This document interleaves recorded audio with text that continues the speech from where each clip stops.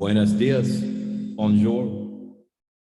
So let's say you've sufficiently fueled your rocket. You've sufficiently input, programmed all design parameters, all launch parameters to escape the matrix.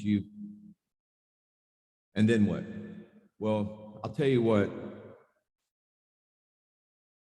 The matrix will exist, the false frequency fence, the digital matrix, the digital concentration camp that's being erected, being created, being programmed by the Mark Zuckerberg, by the metaverse, the people that have their face stuck in their smartphones 24/7, that their only really input is data that's from the digital matrix. They're surrounded by that matrix. And essentially they're people without spirit. They're empty people, puppet people, cardboard cutouts, drones, if you want to look at it like that. And a lot of, organic portals for astral, lower level astral energies, demonic energies. Basically, to all of you background characters,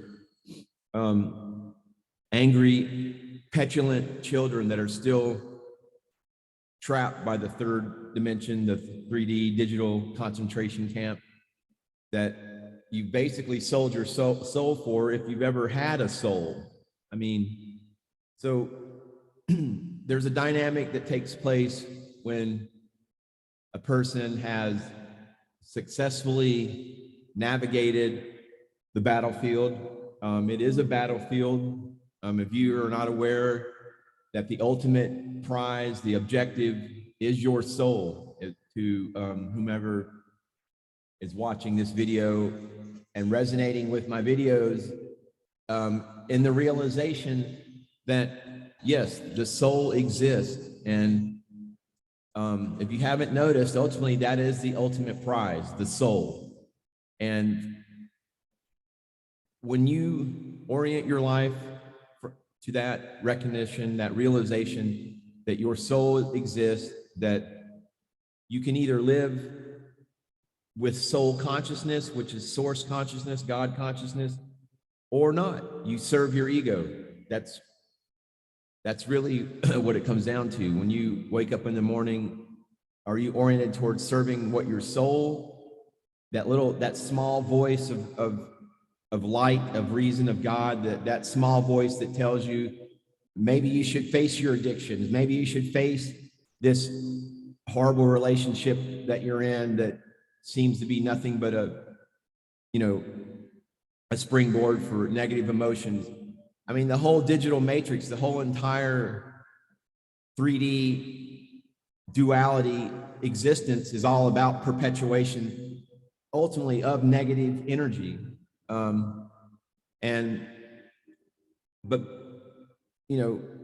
Once you realize that and orient yourself, your personal life, towards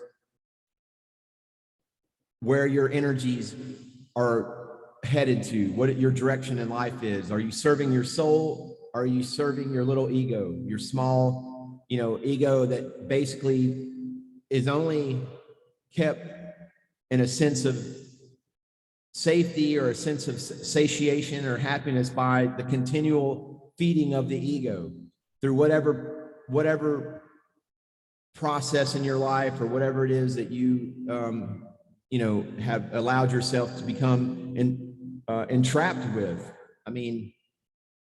Essentially, you're going to deal with your past. Basically, when you escape the matrix, escape the digital matrix, there are those energies that are out there that are going to be envious.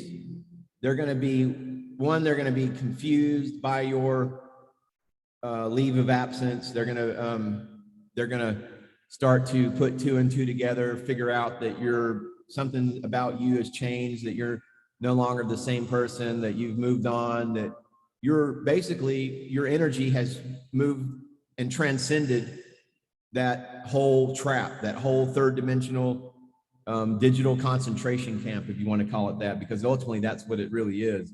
It's just something that keeps you looped into feedback of behavior, of energy that you never really get anywhere. You know, it's like, it's basically the whole 3D digital system, and it feeds off of negative energies, anger, you know, feeds off your addictions, it feeds off all of that. And so you're going to find that just because, you know, you've raised your energies to God consciousness, to soul consciousness, which once that happens, that world it has no appeal to you. It has no, you see it for what it is, essentially.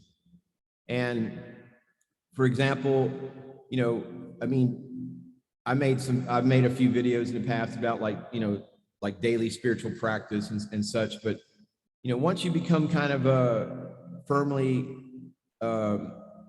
in the practice of, say, meditation and breathing exercises, and you open and expand your third eye, and then, you know, at some point your Kundalini energies and your chakras become activated, and you open your crown chakra, which leads to the galactic chakra. Well, once your inner world becomes firmly a part and facet of your life, your spiritual life, your inner life, there's no any more attraction for the fakery of the 3D digital world. And you're going to find that once you've left that world, there will be those agents, those system agents, I call them, you know, the men in black. You know, there'll be those people that are those energies that sort of crop up every so often again and lash out. You know, they try to, like, you know, hurl an insult at you or something to that nature. But you will know, as a mark, as a indication of your transcendence and superiority, you will know when you are able to recognize those dynamics and those energies for what they are, and pity them and feel pity for them, because that's all they know is just petulant anger. Just there's no, I mean, I'm not like stalking somebody's Facebook page or somebody's BitChute channel or YouTube channel. I'm not like overly concerned with any, you know, one 3D personality construct out there. You know, there's the only people that I am concerned about and who follow are, like, say, Sadhguru. He's who I consider my guru. You know, guru of Shiva. People like Ralph Smart. You know, people like Elena Denon. People like Brad Johnson. Just, you know, energies and personality constructs that are still within the 3D world that I'm able to find positivity and instruction and inspiration from. And if, you know, if somebody's out there, you know, sort of if somebody's out there, you know, stalking you, gang stalking, cyber stalking, what have you, and they're lashing out at you, feel pity for them, you know, because they are pitiful people. They're just petulant little children who, you know, they don't have anything else in their life to do, and when they see that you've escaped that matrix and you've gone on a different path, and you don't have any of the same at all, any of the same personality features or constructs that at one time in your life tied you into that digital matrix and kept you in that feedback loop, that behavior loop of just continual, you know, negative, directionless living. And once you escape that, well, there's going to be still those energies, and you know, unless you've just decided to leave this planet and, you know, your soul wants to go back to its seventh density planet, like, you know, in the Sirius star system or Andromedan. But, you know, if you've, in my case, you know, I went through my own self harvest, you know, so, and as a result, with my soul contract, you know, I'm still here on planet Earth in 3D, but to work as an ascended master and to help other souls on their journey. And that's what I'm about. So, but I still have to deal with my past. I still have to deal with, negativity from the 3D digital matrix.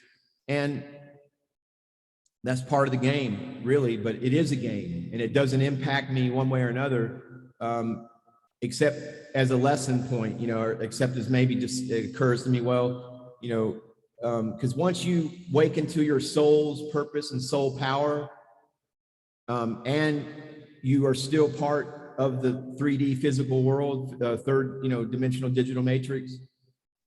Well, there's a component to that awakening and soul awareness that compels you to share this information with, with the matrix, basically, with others that are still in the matrix, because that's why I'm still here. And it's the only reason why I'm still here on this planet, is to be a finger pointing to transcendence, to Shiva, and there's definitely, I know the technical components to activating Udana Pranayama to basically just invoking the fires of Shiva, where it totally melts my personality, ego construct, and I am just a living embodiment of pure divine fire, power, essentially. I mean, that's the only way to explain it. I have no compulsion to have my face stuck in a virtual reality helmet, because it's all everything, my third eye. I'm able to travel and experience the entire omniverse that our creator, from source has been, all along. And so once you touch that and realize that, you have no more draw. There's no more attraction to the third dimensional shenanigans and 3D matrix. And those people that are still part of that world, they sense that about, if they had any kind of, former connection or contact with you, they sense all that and they lash out. And that's unfortunate, but that's just part of the whole dynamic.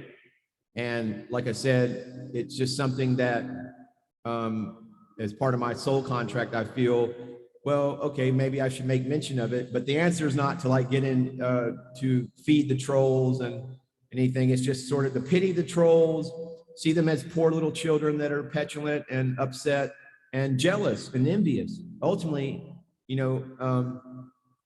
whether they realize it or not, that's what they're doing. Otherwise, they would not be focused on lashing out and perpetuating, that low level, very low density, low brainwave type of energy. So let's all really, it is about energy and frequency and expanding your frequencies and your knowledge and your soul knowledge. And if you're a soul soldier, that's what your contract is. That's what you're signed up for. So soul boot camps, ascension work, all that stuff. It's part of the whole regimen. That's what, you should be engaged in, and not seeking to track people down from your past and try to insult them. I mean, that's unfortunate, and it's pitiful, really. And as Mr. T says, I pity the fool. I pity the fool. Namaste. Namaskaram.